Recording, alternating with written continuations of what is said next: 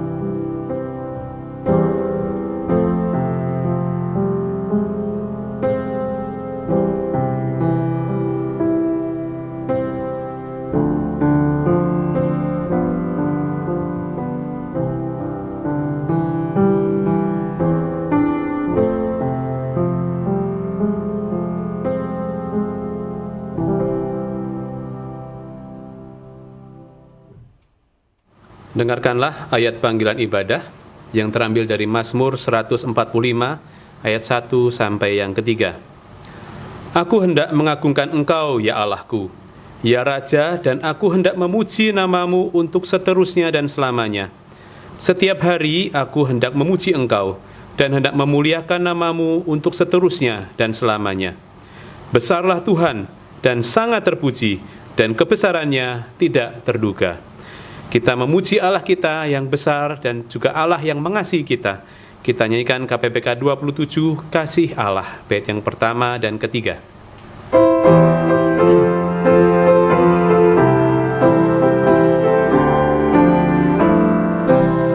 Kasih Allah amat besar yang tak dapat kulukiskan, lebih tinggi dari bintang, lebih dalam dari lautan.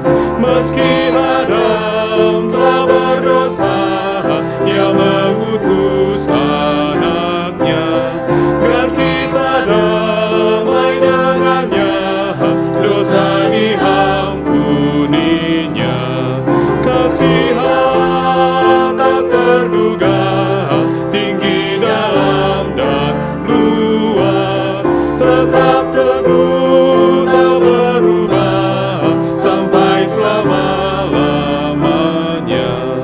Dengan langit sebagai kertas, batang pohon sebagai pena, air laut sebagai dakwah, tiap orang penulisnya tak mungkin akan melukiskan kasih Allah yang besar. Langit dari timur ke barat tak akan memuatnya. Kasih Allah tak terduga, tinggi dalam dan luas, tetap teguh tak berubah sampai selama-lamanya. Silahkan duduk, jemaat yang terkasih dalam Tuhan Yesus Kristus. Dan saat ini kita sadar bahwa mungkin setiap kali kita memuji Tuhan, namun sering kali juga kita tidak mematuhi apa yang Dia firmankan. Seringkali kita membuat sedih hatinya dan mendukakan hati Tuhan. Oleh sebab itu mari kita datang menghadap hadirat Tuhan, kita mengaku dosa-dosa kita di hadapannya. Dengarkanlah firman Tuhan yang terambil dari Mazmur 130, ayat yang kedua dan ketiga. Tuhan, dengarkanlah suaraku. Biarlah telingamu menaruh perhatian kepada suara permohonanku. Jika Engkau, ya Tuhan, mengingat-ingat kesalahan, Tuhan, siapakah yang dapat tahan? Kita akan menghadap Tuhan, kita mengakui dosa-dosa kita nyanyikan Jadikanku Hamba Setia.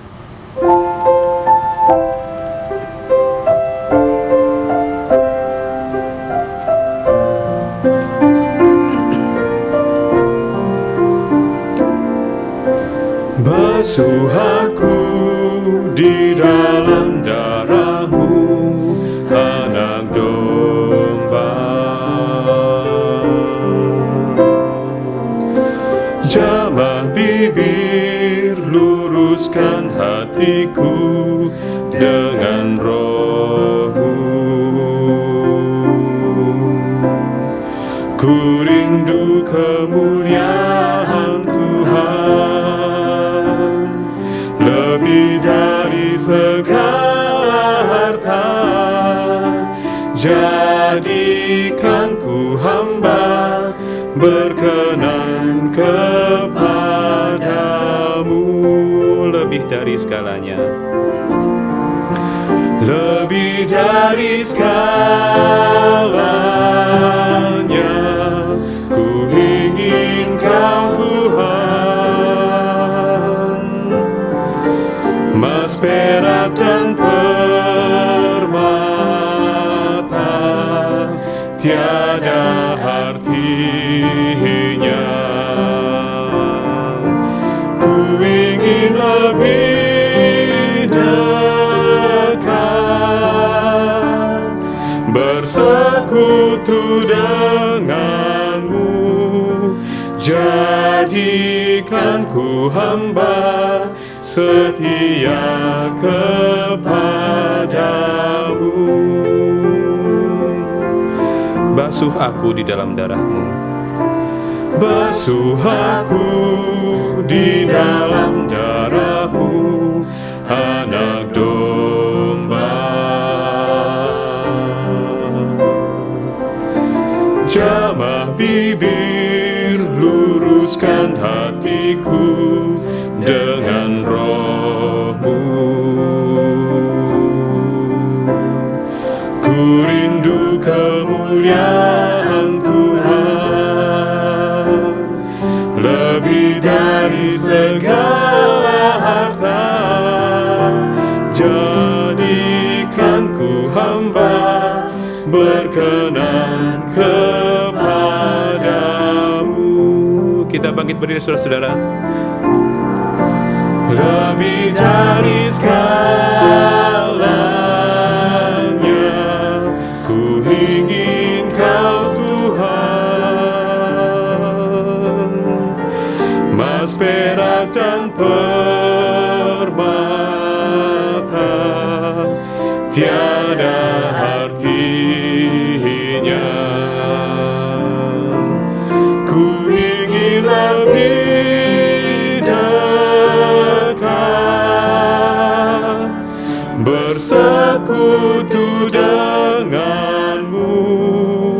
Jadikan ku hamba setia kepadamu.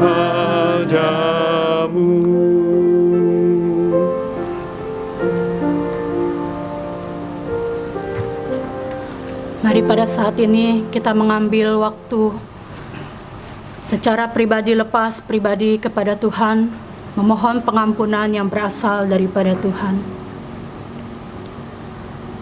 Saat ini kami menghampiri tahta-Mu yang kudus, ya Bapa. Kau paling tahu hidup kami dan Kau paling mengerti hidup kami. Pada saat ini kami memohon pengampunan yang berasal dari Engkau. Apabila selama ini kami belum menjadi hamba yang setia kepadamu. Mungkin di satu sisi kami mengaku bahwa kami adalah hamba-Mu. Namun pada kenyataannya hidup kami jauh dari Engkau, ya Tuhan. Kami lebih memilih melakukan kesukaan kami dibandingkan bersekutu hidup dekat dengan Engkau. Di masa-masa ini, khususnya ketika ada wabah virus corona. Seharusnya hidup kami adalah hidup yang semakin dekat dengan Engkau, yang semakin mencari Engkau. Tetapi saat ini kami menyadari akan segala kekurangan, akan segala kesalahan kami.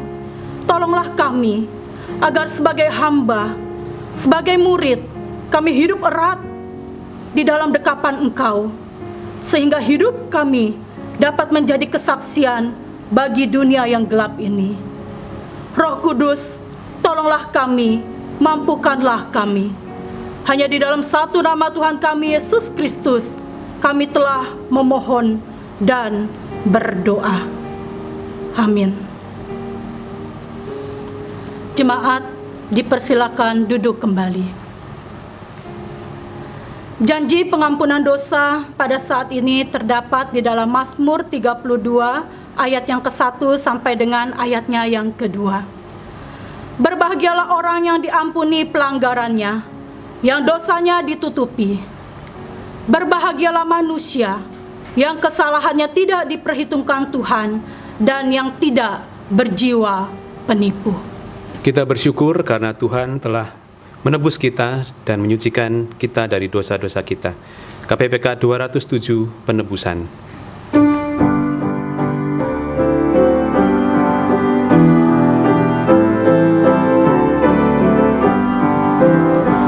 Penebusannya ku beritakan, karena darah domba halal. Ku ditebus karena rahmat-Nya, agar ku jadi anak-Nya. Penebusan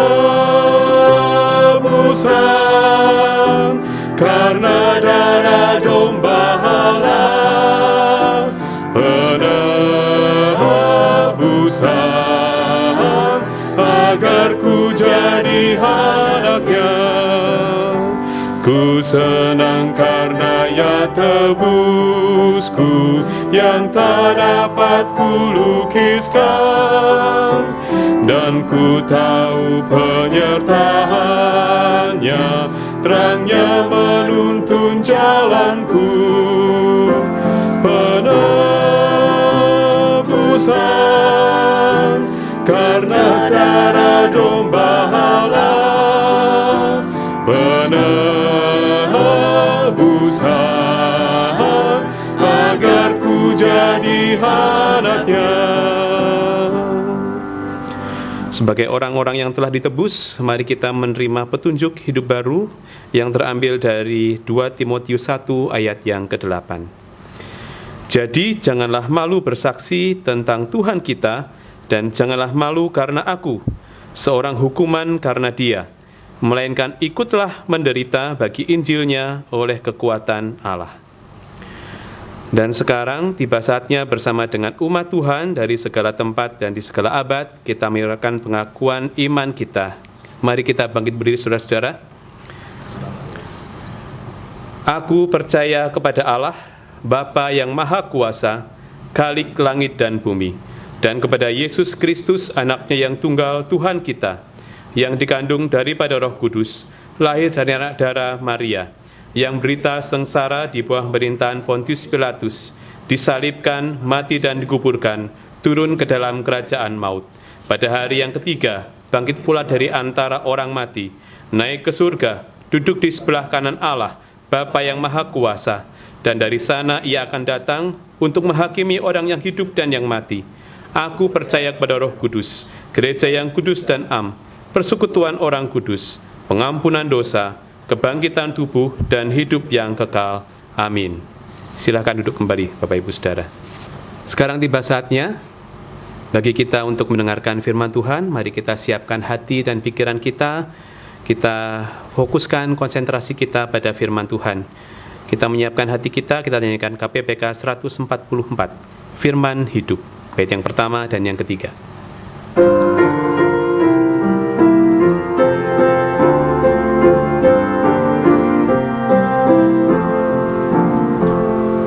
Firman Khalik semesta, ajaib firman hidup yang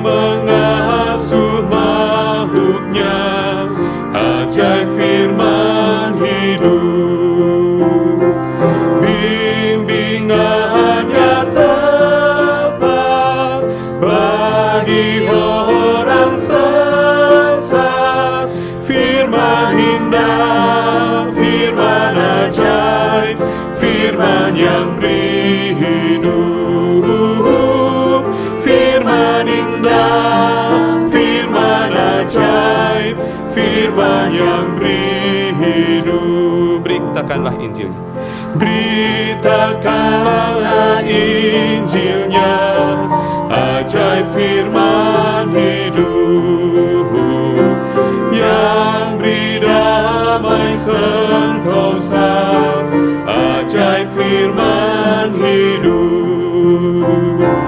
Yesus Kristus Tuhan, yang beri pengharapan, firman indah, firman ajaib, firman yang beri hidup, firman indah, firman ajaib, firman yang beri hidup.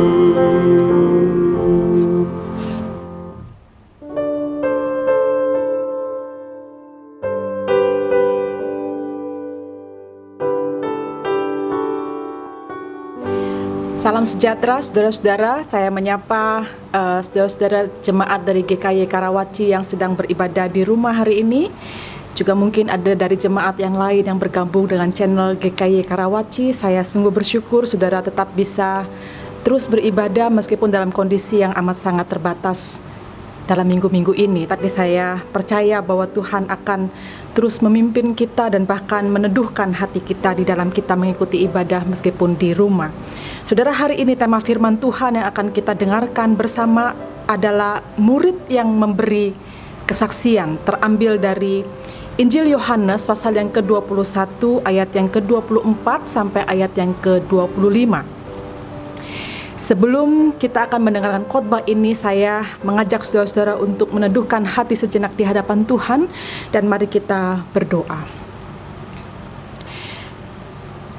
Teduhkanlah hati kami Tuhan dari segala kegelisahan dan kecemasan, agar kami dapat berjumpa dengan Tuhan dan merasakan sukacita yang amat dalam ketika firman Tuhan diberitakan.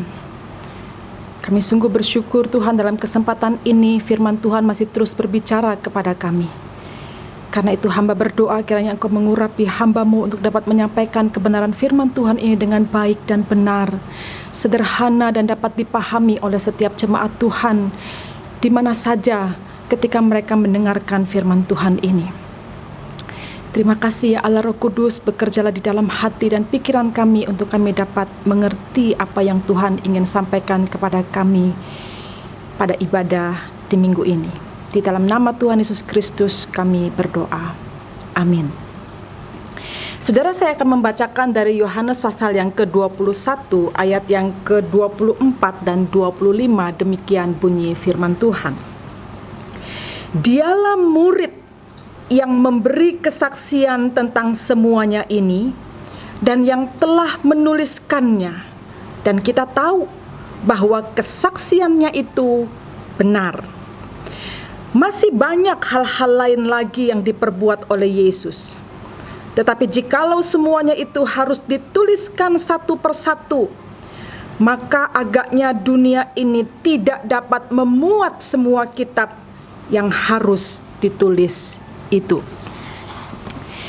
Saudara, ketika Anda mendengar istilah saksi, kira-kira apa yang muncul dalam pikiran saudara masing-masing? Mungkin langsung Anda berpikir bahwa ada seorang yang berdiri di pengadilan, disumpah di depan hakim untuk kemudian dapat memberikan kesaksian atas apa yang dia ketahui tentang seseorang yang sedang duduk di kursi terdakwa. Nah, biasanya kesaksian yang disampaikan oleh para saksi di pengadilan itu bisa dipakai sebagai pertimbangan bagi para hakim dan para juri untuk kemudian mereka mengambil keputusan apakah orang yang didakwa ini bersalah atau tidak bersalah.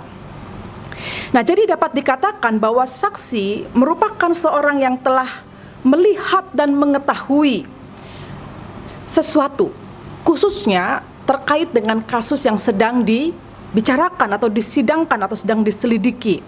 Sehingga ketika dia menyatakan sesuatu, pernyataan itu akan menjadi bahan acuan untuk melakukan penyelidikan selanjutnya. Saudara, demikianlah pengertian saksi yang biasanya dipahami oleh kebanyakan orang sampai hari ini. Namun saudara-saudara, pengertian saksi yang saya jelaskan barusan itu sebenarnya agak berbeda dengan pemahaman tentang kita, orang percaya ini yang disebut sebagai saksi. Nah, bagi kita orang percaya, saudara-saudara, menjadi saksi itu berarti menceritakan tentang kisah yang dialami oleh diri sendiri. Jadi bukan apa yang dialami oleh orang lain, tetapi apa yang dialami oleh diri sendiri, dan itu yang kita saksikan. Misalnya saudara-saudara, apa yang saudara pahami, apa yang saudara alami sendiri tentang Tuhan, itu yang saudara saksikan. Apa yang saudara alami sendiri tentang berkat Tuhan, tentang keadilan Tuhan, tentang anugerah Tuhan, tentang kasih Tuhan, tentang pengampunan yang dari Tuhan, itu yang saudara sendiri alami, itu yang sebenarnya sedang saudara saksikan kepada orang banyak. Jadi saudara-saudara, menjadi saksi dalam diri setiap orang percaya itu sebenarnya sungguh amat sangat bergantung pada seberapa dekatnya dia dengan orang yang dia saksikan itu, dengan pribadi yang dia saksikan itu. Katakanlah kalau kita mengatakan kita adalah saksi Kristus, maka yang dipertanyakan kepada kita adalah seberapa dekatnya kita dengan Kristus yang kita saksikan itu. Karena kedalaman kesaksian kita itu sungguh bergantung pada seberapa dalam relasi yang kita miliki antara kita dengan Tuhan. Nah, saudara, kita sadari atau tidak kita sadari, semua cerita atau semua kesaksian yang kita sampaikan itu sungguh memiliki kuasa yang mengubahkan. Dan itu memang diterangkan oleh firman Tuhan kepada kita bahwa sesungguhnya ketika Tuhan memanggil kita menjadi saksi bagi dunia ini, Dia sungguh menginginkan ada satu transformasi, ada satu perubahan yang dialami oleh kehidupan orang lain oleh karena kesaksian kita. Nah, itulah artinya hidup menjadi saksi. Saudara-saudara, teks firman Tuhan yang kita baca di dalam ibadah kita hari ini juga bicara tentang seseorang yang menjadi saksi, dan betapa berharganya hidup menjadi kesaksian bagi banyak orang. Dan itulah yang kemudian kita kenal dengan nama Rasul Yohanes. Karena ayat ini berbicara tentang Rasul Yohanes. Di 2 ayat terakhir dalam penutupan tulisan Injil yang ditulis oleh Rasul Yohanes ini, dengan kuat sekali dia berbicara tentang pentingnya sebuah kesaksian. Saudara, sungguh sangat menarik di dalam ayat 24 yang tadi kita baca di penutupan Injil ini, 2 kali secara khusus dituliskan kata kesaksian untuk menunjukkan seberapa penting semua yang dituliskan oleh Yohanes di sepanjang Injilnya ini. Kata kesaksian yang pertama yang ditulis di sini merujuk pada dirinya sendiri, pada diri Yohanes, murid yang sangat dikasihi oleh Yesus itu, sebagai orang yang memberikan kesaksian. Saudara perhatikan bahwa pernyataan pertama ini menjadi sangat penting, sebab itu menunjukkan bahwa Injil ini ditulis oleh saksi mata atas peristiwa-peristiwa yang sangat penting terjadi pada waktu Yesus ada di tengah dunia ini. Nah, kalau saudara perhatikan di dalam sepanjang tulisan Injil Yohanes, saudara menunjukkan siapa diri orang yang bersaksi ini, maka saudara akan temukan setidaknya 5 kali kita jumpai tulisan yang menyebutkan bahwa Yohanes ini adalah murid yang sangat dikasihi oleh Yesus. Misalnya, kalau saudara lihat di dalam pasal 13 ayat 23 dikatakan, seorang di antara murid Yesus, yaitu murid yang dikasihinya, bersandar dekat kepadanya di sebelah kanannya. Nah, kata murid yang dikasihi ini muncul dalam tulisan-tulisan yang lain, setidaknya 4 yang lainnya terdapat di dalam pasal 19 ayat 26, pasal 20 ayat yang kedua, pasal 21 ayat yang ke-7, pasal 21 ayat yang ke-20. Semua mengatakan di dalam tulisan ini bahwa Yohanes ini adalah murid yang dikasihi oleh Yesus. Saudara, dengan banyaknya penegasan bahwa Yohanes ini adalah murid yang dikasihi oleh Yesus, maka di situ kita bisa mengerti bahwa Yohanes ini adalah seorang yang sangat istimewa, saudara-saudara, sangat istimewa. Sampai ada seorang bapak gereja bernama Tertullianus, dia hidup di abad yang ketiga, dia menyebut Rasul Yohanes ini sebagai the great and chosen man. Ya, the great and chosen man, seorang yang agung, seorang yang terpilih. Oleh karena sejarah membuktikan betapa konsistennya dia hidup dalam hal menyaksikan tentang Kristus di sepanjang hidupnya, bahkan sampai pada matinya. Saudara, karena dia begitu istimewa, ya, karena Yohanes ini begitu istimewa sebagai murid yang dikasihi oleh Yesus, maka saudara-saudara, dapat dikatakan bahwa kesaksian yang disampaikan tentulah bukan sembarangan. Tentulah bukan asal-asalan. Sebagai orang yang begitu dekat dengan Yesus, saudara-saudara, sangat mungkin bahwa dia bisa menyaksikan apa yang tidak diketahui oleh orang pada umumnya, atau bahkan yang tidak menjadi perhatian bagi para murid pada waktu itu. Namun dia memperhatikannya. Begitu dekatnya dia dengan Yesus ini, sampai dia bisa menyaksikan hal-hal yang mungkin saja tidak diketahui oleh orang pada umumnya, dan bahkan oleh murid-murid Tuhan Yesus yang lain. Saudara, itu sebabnya kalau saudara perhatikan di dalam Injil Yohanes, itu ada banyak cerita yang ditulis di dalam Injil ini, atau kisah-kisah mujizat yang disampaikannya, atau bahkan pernyataan-pernyataan tentang Yesus yang dituliskannya, itu tidak tercatat di dalam kitab-kitab Injil yang lain. Hanya ada di dalam Injil Yohanes, dan hal ini semakin meneguhkan betapa istimewanya yang disaksikan oleh Yohanes di dalam tulisan Injil ini. Nah, saudara, dengan menegaskan tentang dirinya sebagai murid Kristus yang memberikan kesaksian, maka penting sekali bagi Yohanes kemudian untuk memberikan penegasan yang sama kuatnya, ya, terkait kata kesaksian yang kedua, yaitu muncul di dalam ayat yang ke-24 ini. Saudara, perhatikan kata kesaksian yang kedua ini merujuk kepada validitas atau kebenaran dari kesaksian yang disampaikan oleh Yohanes. Nah, dengan kata lain dapat disimpulkan bahwa kesaksian yang disampaikan oleh Yohanes di dalam Injil ini, yakni dengan membawa identitasnya sebagai murid yang sangat dikasihi oleh Yesus, seluruhnya adalah benar. Seluruhnya adalah benar. Jadi penegasan yang sangat kuat dibunyikan di bagian akhir dari kitab ini untuk memberikan jaminan kepada pembacanya bahwa mereka tidak perlu ragu akan apa yang dia tuliskan, karena seluruh yang dituliskan ini adalah benar adanya. Nah, saudara, hal ini dilakukan memang untuk mengantisipasi banyaknya tulisan-tulisan yang muncul pada masa itu, ditulis oleh guru palsu, pengajar palsu, rasul-rasul palsu yang juga banyak beredar di masa itu, sehingga banyak juga umat Tuhan menjadi bingung dengan tulisan mana sebenarnya yang benar. Nah, itulah sebabnya kenapa di bagian akhir dari tulisan ini validitas tentang kebenaran kesaksian yang disampaikannya itu perlu dinyatakan. Nah, saudara, sejenak kita renungkan, ya, apa sebenarnya inti dari kesaksian yang disampaikan oleh Yohanes ini. Dan dengan mati-matian dia katakan dan dia tegaskan bahwa apa yang dia saksikan, apa yang dia tuliskan, apa yang dia sampaikan ini sepenuhnya benar. Seberapa dalam kesaksian yang dia bawa itu berdampak bagi dunia, dan seberapa banyak hal ini bisa mengubah kehidupan orang yang mendengarkan kesaksian ini.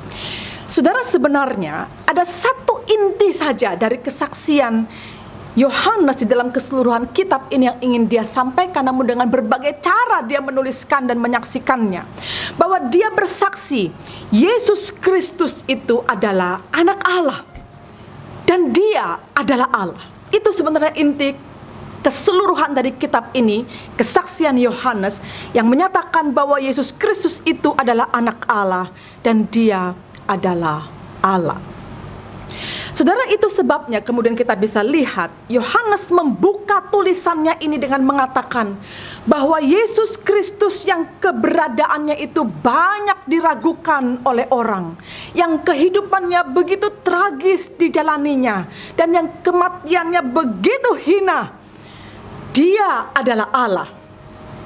Saudara-saudara, Yohanes membuka dengan sangat yakin sekali. Dia mengatakan pada mulanya adalah firman. Saudara bisa lihat di dalam Yohanes 1 ayat yang ke-1 sampai yang ke-3. Dia mengatakan pada mulanya adalah firman, dan firman itu bersama-sama dengan Allah, dan firman itu adalah Allah. Ia yang pada mulanya bersama-sama dengan Allah. Segala sesuatu dijadikan oleh Dia, dan tanpa Dia tidak ada satupun, tidak ada suatu pun yang telah jadi di dunia ini. Saudara, firman di sini menggunakan istilah Yunani logos, yang dalam keberadaannya dipahami sebagai anak Allah, dan ini menunjuk kepada Yesus Kristus. Nah, pernyataan ini saudara begitu memukau dan bernuansa sangat berbeda dengan penulis Injil yang lain ketika mereka membuka tulisan-tulisan Injilnya.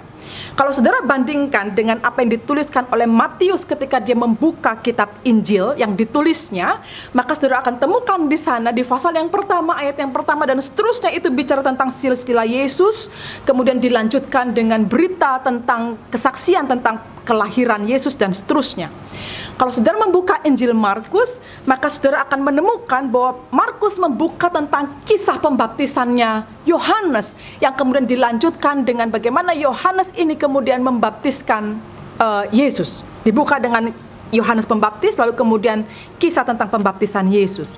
Kalau saudara membaca Injil Lukas, maka Lukas membuka tulisan Injilnya dengan peristiwa mengenai kelahiran Yesus. Tetapi Yohanes sangat berbeda, saudara-saudara. Jelas bahwa dia memiliki perspektif yang lain. Dia punya sudut pandang yang berbeda tentang bagaimana dia harus membuka tulisannya ini. Maka dari sinilah dia memulai kesaksiannya dengan menegaskan bahwa Yesus Kristus, anak Allah itu adalah Allah sendiri. Ada seorang penafsir yang menyebutkan, saudara-saudara, bahwa kitab Injil Yohanes ini dibuka dengan sebutan glorious prolog, sebuah prolog yang sangat mulia, pendahuluan yang sangat megah, sesuatu yang diberitakan dengan begitu besar, begitu luar biasa, dinyatakan oleh saksi yang bernama Yohanes ini tentang siapa Tuhan Yesus itu, siapa Yesus itu, yang adalah Allah sejati, dan kemudian dia turun ke dunia ini menyelamatkan kita orang berdosa dengan cara menjadi manusia yang sejati. Dan itulah yang paling inti dikatakan di dalam pasal yang pertama dalam kesaksian Yohanes dengan mengatakan Yesus sebagai anak Allah itu adalah firman yang telah menjadi manusia dan dia diam di antara kita. Saudara, kesaksian ini sesungguhnya sungguh besar. Kesaksian ini sungguh luar biasa, karena kesaksian ini bersifat meyakinkan orang betapa dia aman di dalam Tuhan, betapa dia diselamatkan di dalam Kristus. Dan pesan ini penting sebagai kesaksian Yohanes dengan meyakini dan mengimani Yesus Kristus itu adalah Allah, dan dia berdiam di tengah kita, dan dia adalah Allah yang menyelamatkan kita. Dengan pernyataan ini saja, apabila itu diimani oleh setiap orang yang percaya kepada dia, apakah lagi yang bisa menggentarkan di dalam hidup ini, saudara-saudara? Apakah lagi yang bisa menggentarkan di dunia ini untuk kita hadapi? Bukankah keselamatan itu telah dinyatakan kepadamu dan kepadaku? Dan bahkan dikatakan bahwa firman itu diam di antara kita. Dia tinggal bersama kita. Dia bukan melihat kita dari jauh. Dia bukan hanya memandang dari surga, tetapi dia turun dan tinggal bersama dengan kita, dan dia bekerja untuk menyelamatkan dan memberikan kita keselamatan di tengah dunia ini. Saudara, dunia ini dengan segala kejahatannya, dengan segala carut marut yang ada di dalamnya itu memang bisa dan sanggup mematikan tubuh kita secara jasmani. Seperti yang kita lihat belakangan ini, ribuan orang mati, jutaan orang mati dengan segera setelah dia terpapar virus corona yang sedang sangat marak dibicarakan orang hari ini, dan yang membuat kita tidak bisa keluar rumah sampai hari ini, saudara-saudara. Dunia memang bisa mematikan tubuh kita secara jasmani, tetapi dia tidak berdaya untuk mematikan jiwa dan roh kita. Kenapa? Karena Dia yang adalah Allah itu, Yesus yang adalah Allah itu, Firman yang telah menjadi manusia itu berdiam di antara kita, dan Dia menyelamatkan kita. Matikah kita atau hidupkah kita, keselamatan itu telah ada di dalam kita dan di dalam kehidupan kita. Saudara, jika wabah yang dihadapkan kepada kita hari ini kemudian disandingkan dengan anugerah keselamatan dari Kristus, apakah wabah ini lebih hebat daripada karya keselamatan yang telah Tuhan nyatakan kepada kita? Sampai kita rasanya tidak sanggup berdiri, sampai kita rasanya tidak sanggup beriman dengan teguh di tengah kondisi yang amat sangat mengenaskan hari ini. Saudara, kalau kita melihat kepada kesaksian Yohanes, harusnya respon kita menjadi sangat berbeda. Tuhan sungguh memberikan perubahan yang nyata kepada setiap kita, melihat bahwa Allah yang berdiam di antara kita, meskipun dunia ini sanggup mematikan tubuh kita, namun dunia ini, virus ini, atau apapun juga kejahatan dunia ini tidak akan pernah sanggup mematikan jiwa yang telah diselamatkan oleh Allah. Jadi jaminan keselamatan dinyatakan kepada kita dalam kesaksian Yohanes di bagian ini untuk menjelaskan bahwa Yesus Kristus juru selamat yang kita yakini itu, Dia adalah Allah yang menyelamatkan. Kemudian kesaksian yang disampaikan secara istimewa oleh Yohanes ini dilanjutkan dengan menegaskan bahwa Yesus Kristus itu adalah Allah, dan Dia memakai format ego eimi. Ya, di dalam bahasa Inggris itu I am. Kalau diterjemahkan di dalam bahasa Indonesia ada aku ada, atau aku adalah, atau akulah. Ada 7 perkataan yang menyatakan identitas Yesus Kristus yang disaksikan oleh Yohanes dengan format ego eimi, dengan format aku adalah. Dicatat oleh Yohanes, Yesus mengatakan bahwa akulah roti hidup, akulah terang dunia, akulah pintu, akulah gembala yang baik, akulah kebangkitan dan hidup, akulah jalan, kebenaran dan hidup, akulah pokok anggur yang benar. Saudara, menurut Yohanes, 7 pernyataan ini menegaskan tentang sangat kuat mengenai identitas Yesus Kristus sebagai Allah, atau mengenai keilahian dari Yesus Kristus. Sebenarnya ada satu lagi muncul kata ego eimi, atau kata akulah, atau I am, aku adalah, ya, yang tidak masuk di dalam 7 daftar pernyataan ego eimi ini. Itu tercatat di dalam Yohanes 8 ayat 58, saudara-saudara. Di situ dicatat oleh Yohanes, kata Yesus kepada mereka, aku berkata kepadamu, sesungguhnya sebelum Abraham jadi, aku telah ada. Demikian Yesus berkata, yang ditulis oleh Yohanes. Saudara, di dalam versi terjemahan bahasa Inggris dituliskan begini, Jesus said to them, very truly I tell you, before Abraham was, I am, ego eimi. Akulah dia, aku ada, aku sudah ada. Saudara-saudara, hal ini dikatakannya ketika orang-orang Yahudi dengan keras mempertanyakan identitas Yesus ini. Mereka sungguh tidak percaya bahwa Yesus ini adalah Allah. Nah, ketika Yesus mengatakan hal itu, sontak saja orang-orang Yahudi menjadi begitu marah, sampai mereka mau mengambil batu dan ingin melempari Yesus dengan batu saking marahnya. Karena menurut mereka, pernyataan Yesus ini seperti menghina bapa leluhur mereka, yaitu Abraham. Dan itu sebabnya mereka menjadi begitu marah. Saudara, tetapi pada kenyataannya Yesus tidak mengubah pernyataan itu. Before Abraham was, I am. Sebelum Abraham itu ada, aku telah lebih dulu ada. Dan itu tandanya bahwa Dia adalah Allah, dan bahkan Abraham pun ada di dalam penciptaannya. Nah, pada bagian ini, saudara-saudara, Yohanes dengan sangat teliti mencatat dan menyaksikan bagaimana Yesus ini telah berkali-kali mengatakan kepada manusia, mengatakan kepada dunia, mengatakan kepada pengikutnya bahwa dia adalah Allah. Dan karena itu dia punya kuasa atas kehidupan dan atas kematian dan atas seluruh umat manusia yang ada di dunia ini. Jadi apakah saudara tidak berpikir bahwa kondisi dan situasi seperti ini yang kita hadapi sekarang tidak berada di dalam kendali Allah? Jika saudara yakin bahwa dia adalah Allah, maka seluruhnya, apapun yang terjadi hari ini, dan bahkan ketika hari ini saudara sedang beribadah di rumah, semua dalam kendali Allah, ada di dalam kendalinya.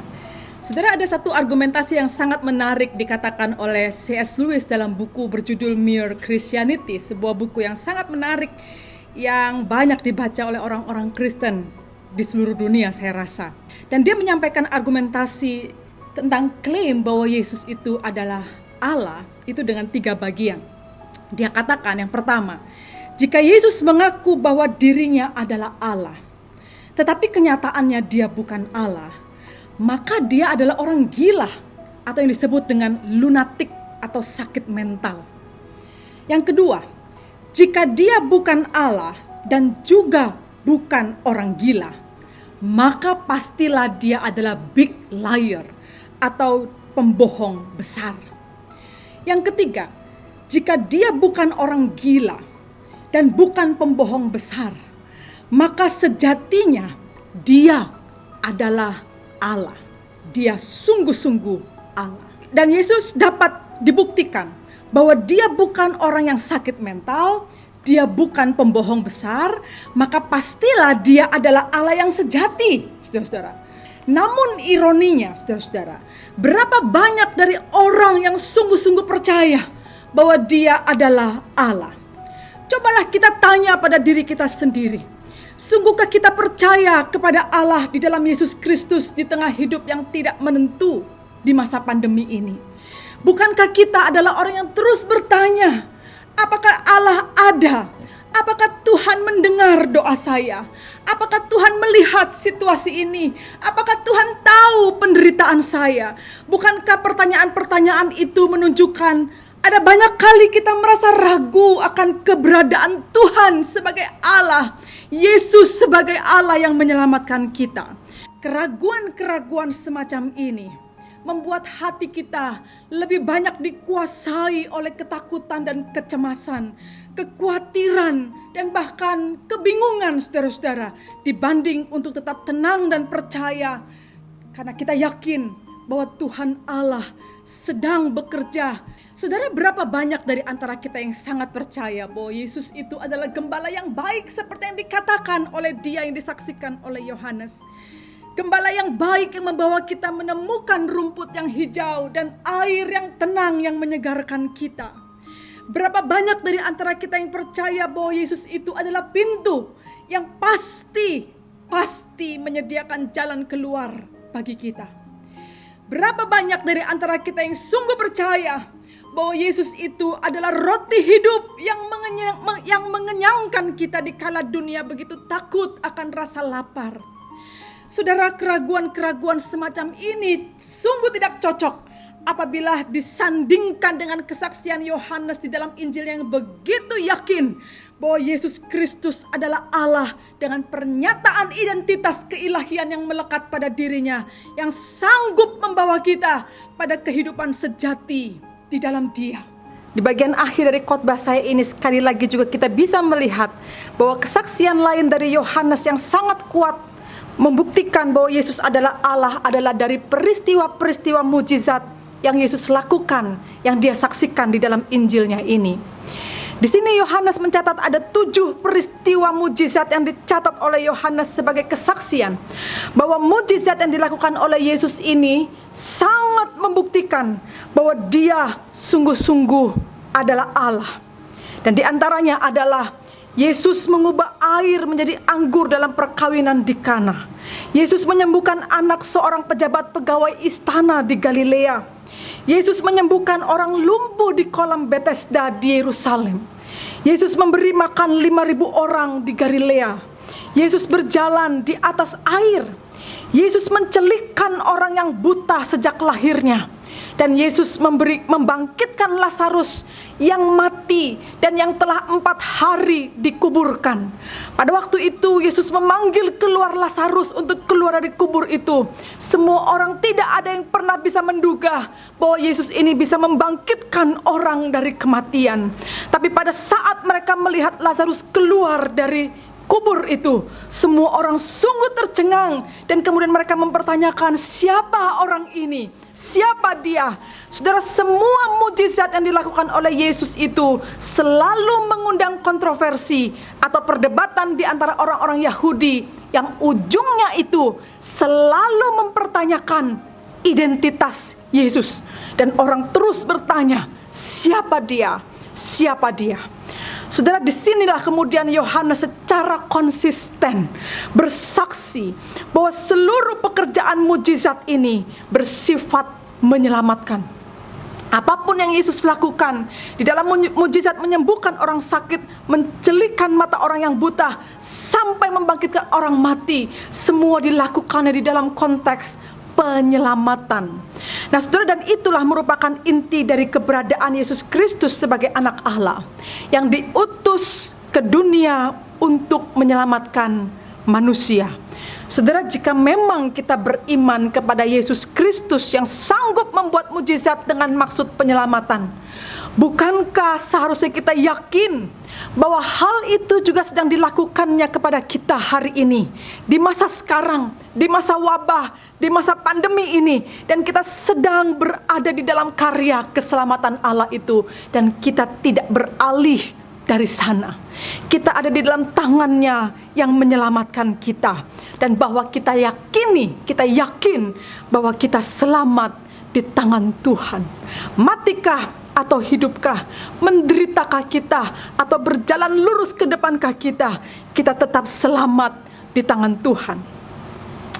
Saudara, pada bagian akhir dan yang paling akhir dari tulisannya menutup seluruh kesaksian yang telah dilakukannya, Yohanes mengatakan masih banyak hal-hal yang lain yang diperbuat oleh Yesus, yang semuanya sungguh membuktikan bahwa Dia adalah Allah.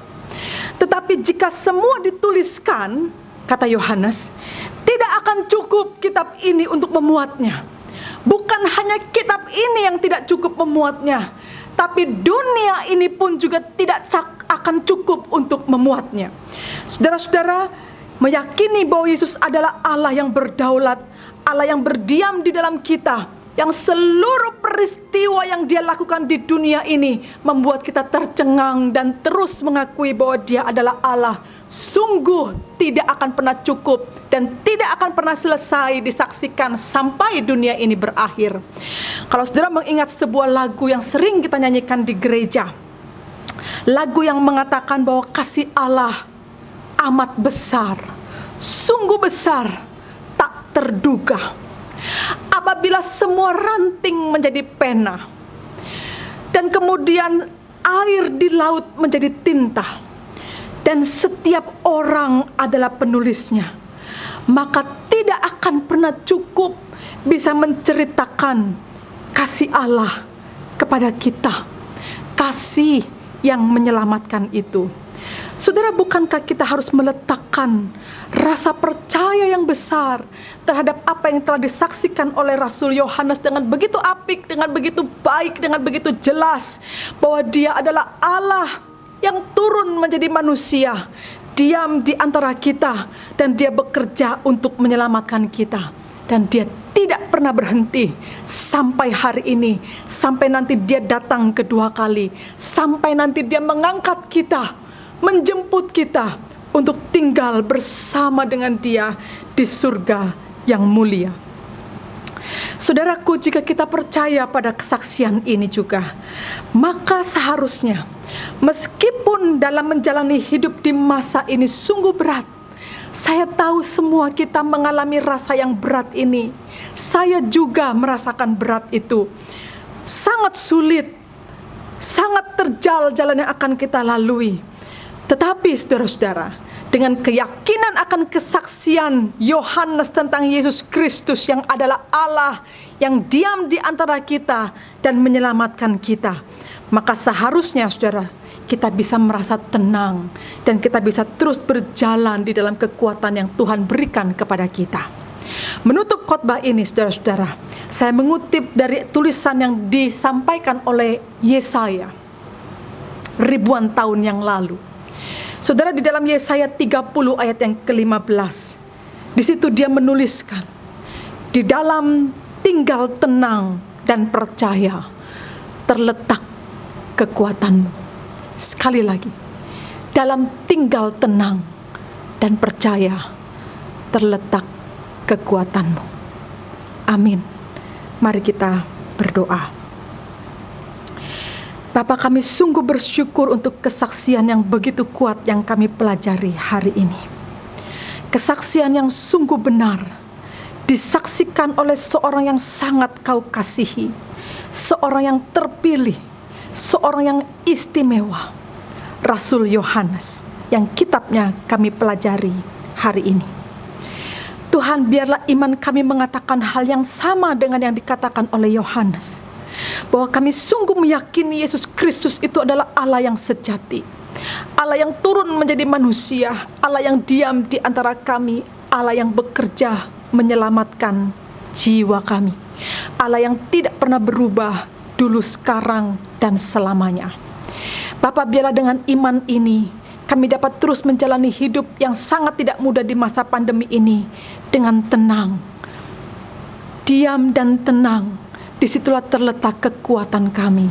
Dan kami ingin Tuhan menyatakan kepada dunia, sebagai saksi Kristus bagi dunia ini, mereka akan melihat betapa tenangnya kami berjalan, dan kesaksian itu akan dapat memenangkan dan mengubahkan banyak orang yang melihat kehidupan kami. Terima kasih Bapa, di dalam nama Tuhan Yesus Kristus kami berdoa. Amin. Jemaat yang terkasih dalam Tuhan, tiba saatnya bagi kita untuk mempersembahkan persembahan kita. Persembahan minggu ini dapat dilakukan dengan cara scan barcode yang ada di layar Bapak Ibu Saudara atau QRIS, ya. Itu bisa melalui OVO, GoPay, Dana, ShopeePay, atau ditransfer melalui rekening BCA 001 305 2422 atas nama Gereja Kristus Yesus, atau dimasukkan ke dalam amplop putih dan dibawa pada saat beribadah bersama di gedung gereja. Mari kita mempersembahkan persembahan kita dengan diiringi menyanyikan KPPK 371, Kusuka Mengabarkan.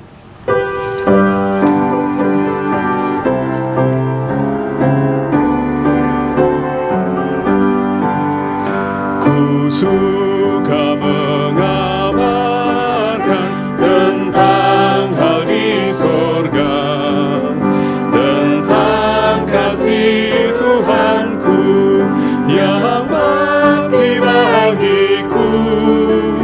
Kusuka mengabarkan tentang kuasa Injil, selamatkan kaum berdosa, dapat hidup kekal.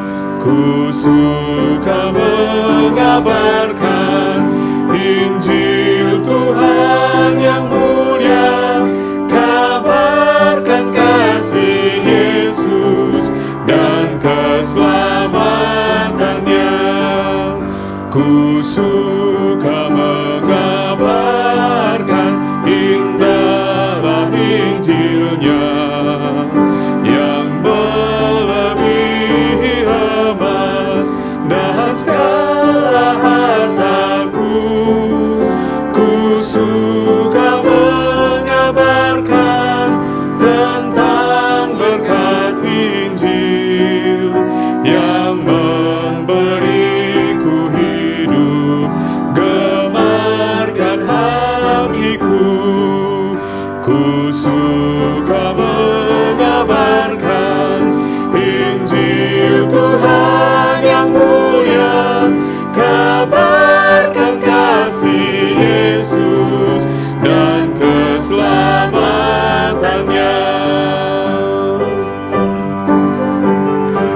suka mengabarkan, semakin kukabarkan.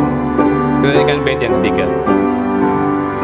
Ku suka mengabarkan, semakin ku kabarkan pada umat semua sedang mendengarnya. Ku suka mengabarkan tentang Injil Tuhan pada yang belum dengarnya, tentang kasih Tuhan. Ku suka mengabarkan Injil Tuhan yang mulia, kabarkan kasih Yesus dan keselamatannya. Mari kita membawa persembahan kita di dalam doa. Bapa dalam surga, terima kasih untuk pemeliharaan-Mu dalam hidup kami dan saudara-saudara kami. Walau mungkin di antara kami ada yang menghadapi kesulitan, baik dalam usaha, pekerjaan, kesehatan, maupun studi, yang berdampak kepada perekonomian dan masa depan kami. Namun kami masih dalam pemeliharaan-Mu yang selalu mengasihi kami.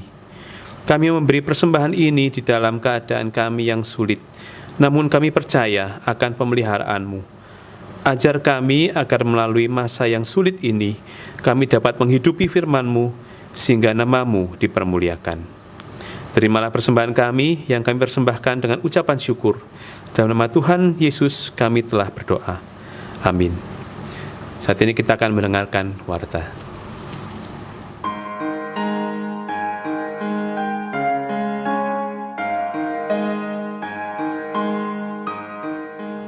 Bapak Ibu Saudara, ini adalah masa-masa yang sulit, masa-masa yang sukar dalam kehidupan kita.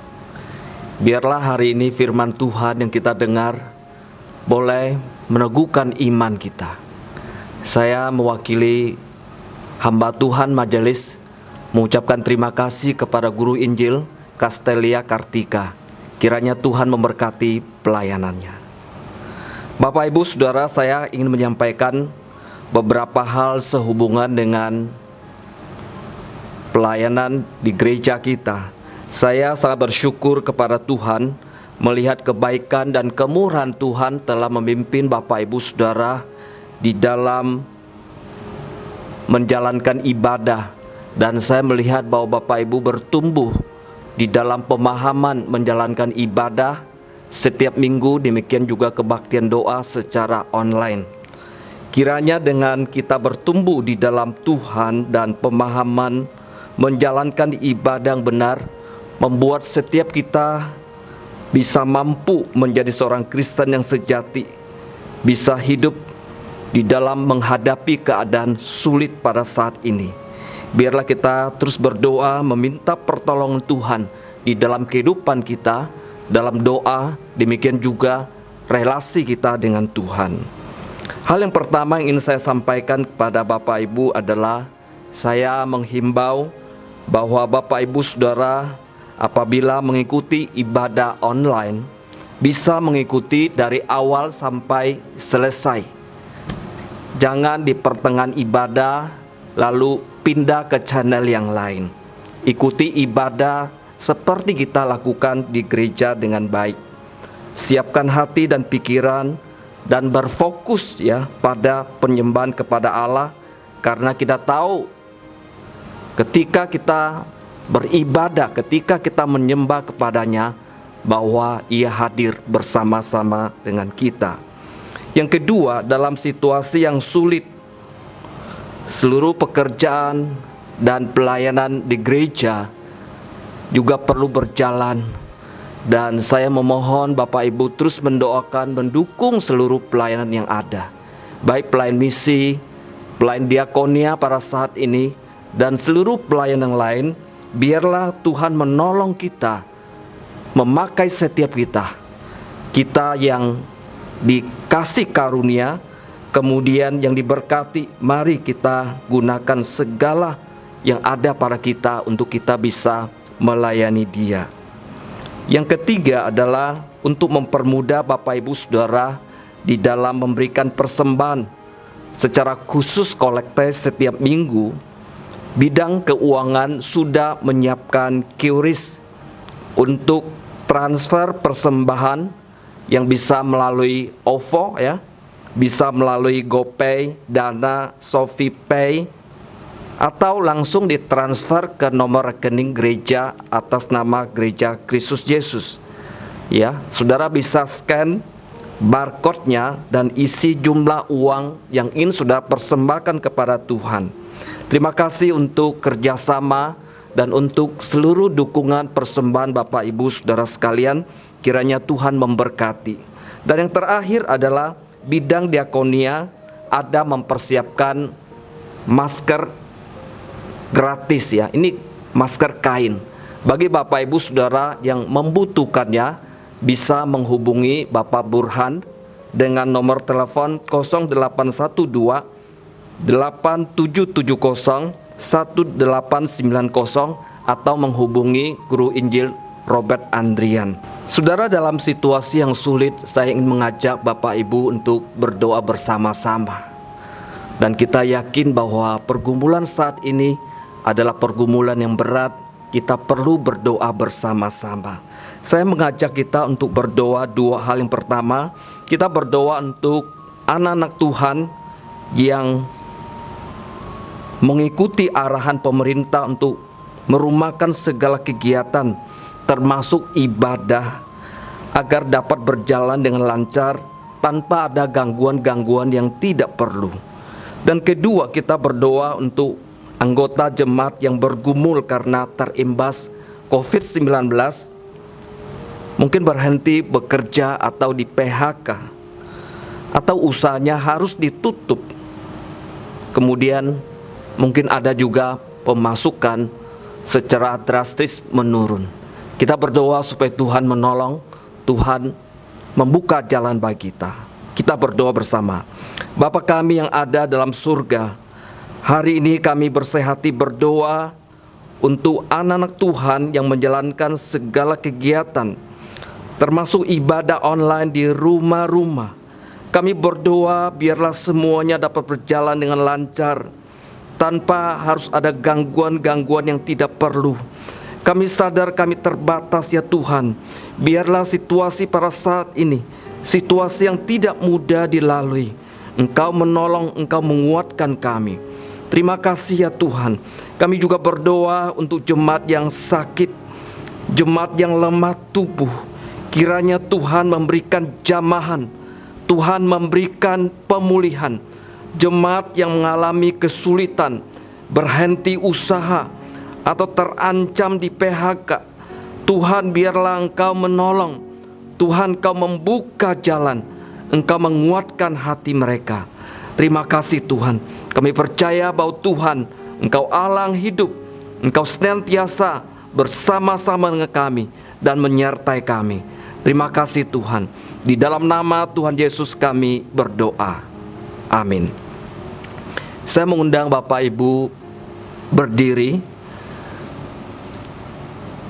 Bapak Ibu Saudara sudah mendengarkan firman Tuhan. Mari lakukanlah setiap firman Tuhan di dalam kehidupan kita, dalam keseharian kita. Pergilah ke dalam dunia dengan damai Allah.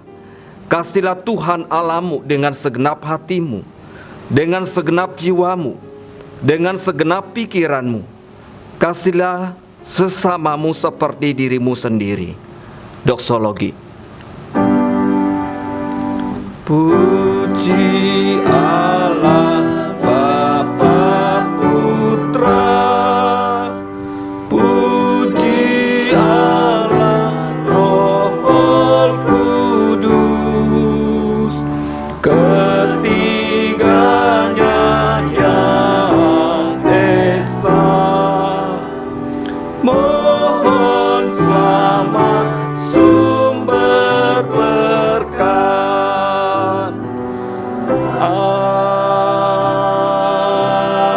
Amin. Bapak Ibu Saudara, Tuhan adalah sumber berkat dan penolong kita di setiap saat. Mari dengan iman arahkan hatimu kepadanya, percaya kepadanya bahwa Dia akan memberkati dalam kehidupan kita. Tuhan memberkati engkau, melindungi engkau. Tuhan menyinari engkau dengan wajah-Nya dan memberi engkau kasih karunia. Tuhan menghadapkan wajah-Nya kepadamu dan memberi engkau damai sejahtera mulai saat ini bahkan sampai selama-lamanya. Amin.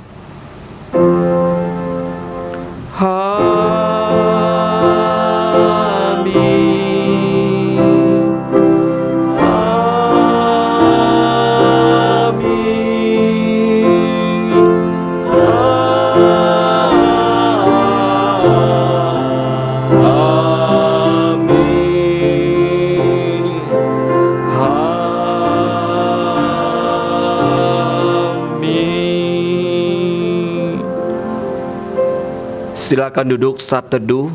Kebaktian kita sampai di sini. Tuhan Yesus memberkati. Amin.